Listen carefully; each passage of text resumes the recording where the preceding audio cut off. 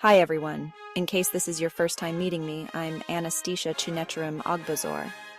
Welcome back to our series on the modern tools of biotechnology. In part 1, we discussed PCR. In part 2, we talked about DNA sequencing.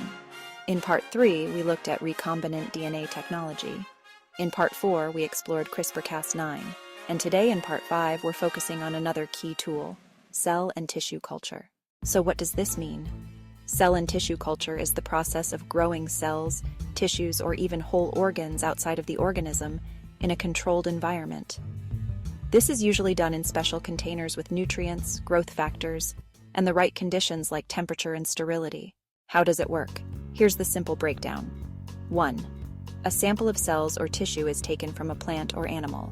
2. The cells are placed in a sterile container with a nutrient-rich medium. 3. The conditions are carefully controlled: temperature, pH, oxygen, and sterility. 4. Over time, the cells divide, multiply, and form tissues or even organ-like structures. 5. These cultures can then be studied, tested, or used for various applications. What are the applications?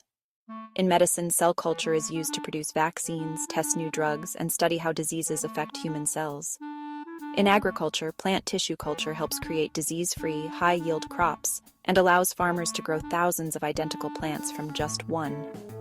In research, cell culture is used to understand genetics, study cancer, and experiment with stem cells. And in emerging fields, it's even being used to develop lab-grown meat, offering sustainable alternatives to traditional farming. Why does it matter?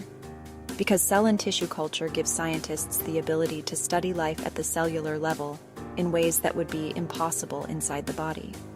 It also provides safer, faster, and more ethical ways to develop medicines, improve crops, and explore future technologies. So, in simple terms, cell and tissue culture is like giving cells a home outside the body, where scientists can observe, experiment, and use them to improve health, food, and science.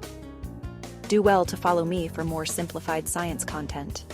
And don't forget to like, share, and subscribe because in part 6 we'll be exploring another essential tool, bioreactors.